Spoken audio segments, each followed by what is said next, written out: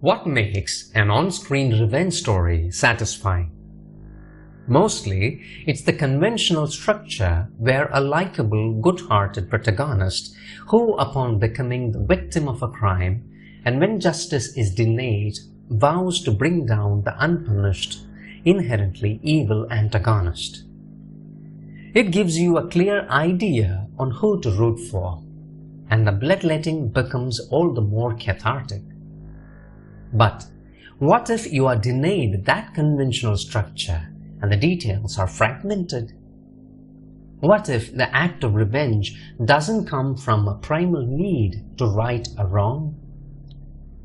And what if the lines separating the hero and villain are blurred? You get a carefully textured revenge drama like Rocky, Tamil filmmaker Arun Matheswaran's debut feature.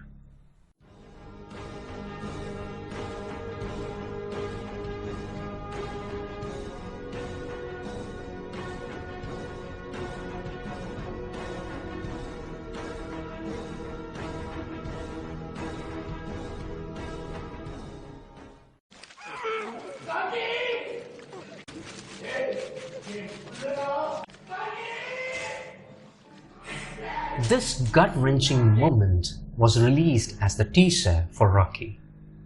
The black and white imagery and the artful staging obscure the gore factor, but conveys the ugliness and senselessness of the violent act. Pulling out the innards was the titular character's reaction to an action.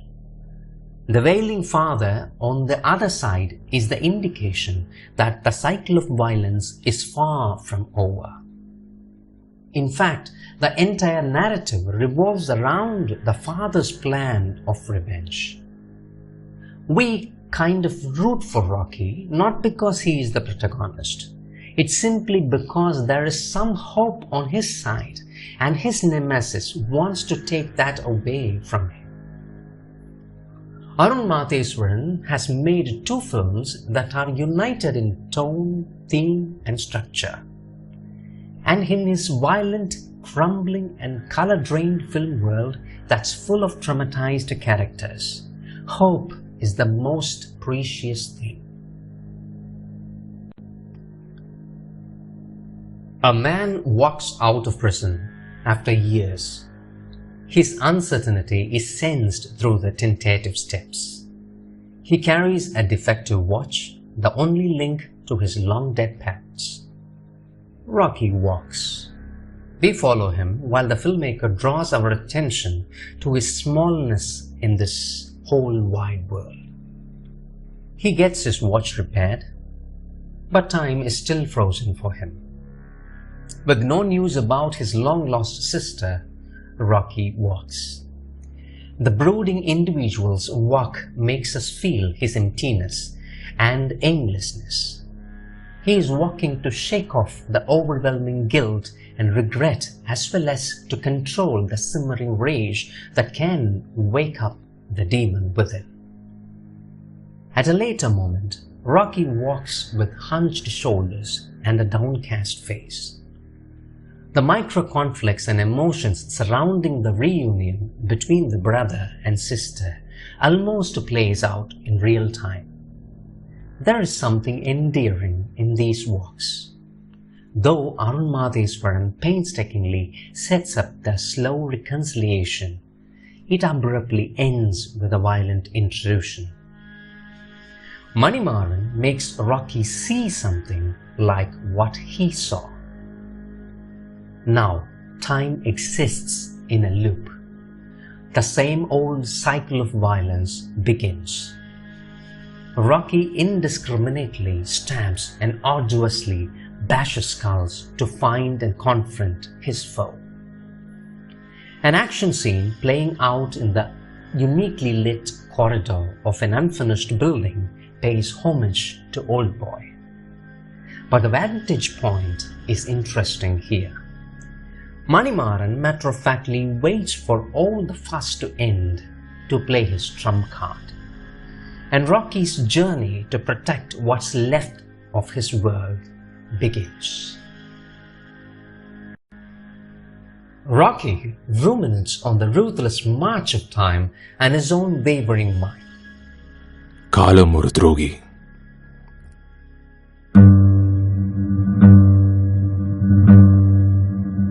படுபாவி, பிசுனாரி, நேரம் ஒரு நோய், பிரபஞ்சம் சூழும் போய். Despite the act of retaliation, the passage of time has only widened the void within him. On the other hand, time has stopped for Manimaran. He simply exists for retribution.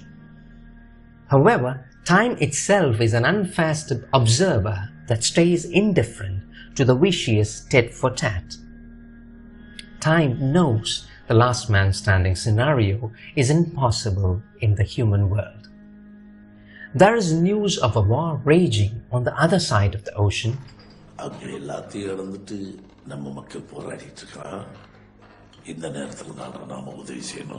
But there is a timeless quality to all these wars of men. In fact, perpetual conflicts between different fathers and sons are scattered throughout the narrative. To Rocky, God is as cruel and indifferent as time. Perhaps it's why he calls himself God before delivering a brutal blow. At the same time, the inclusion of God paradox also brings up interesting questions about the futility of vengeance. We are the creators of our destiny.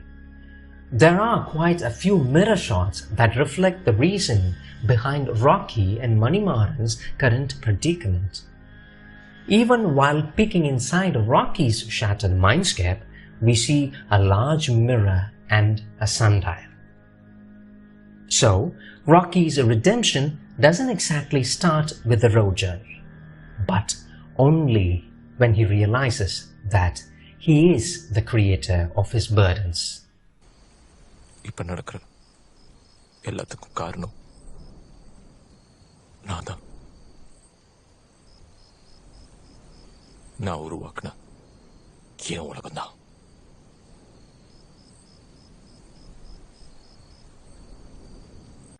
It's remarkable that Arun communicates most of his ideas through imagery. Violence and clever chapter-wise narration could easily tempt us to draw parallels with Tarantino, but there is more at play here. There is a little bit of Jim Jarmusch and Aki Kaurismäki in the way Arun employs the space to convey the emotional psyche of his characters. The visual texture also reminds us of the British revenge drama Get Carter. The casual brutality and the characters' level-headed approach to violence carries the mark of South Korean cinema. Of course, it doesn't mean that Arun was precisely inspired by these sources or that he is imitating. Moreover, the filmmaker is adept at portraying on-screen violence. In one key moment, instead of exploiting the tragedy, Arun cuts to a surreal imagery in order to convey Rocky's stony desolation and trauma. The only occasion when an act of violence becomes unapologetically cinematic was towards the end.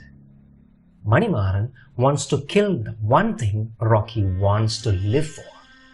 Rocky needs to kill everything to live. Barring the disconnected yet outrageously funny bookends, the film opens and ends with a shot of the ocean symbolizing hope and liberation. The context of the eagle's story becomes clearer at the end. The metamorphosis of the battered soul who emerged behind the bars begins.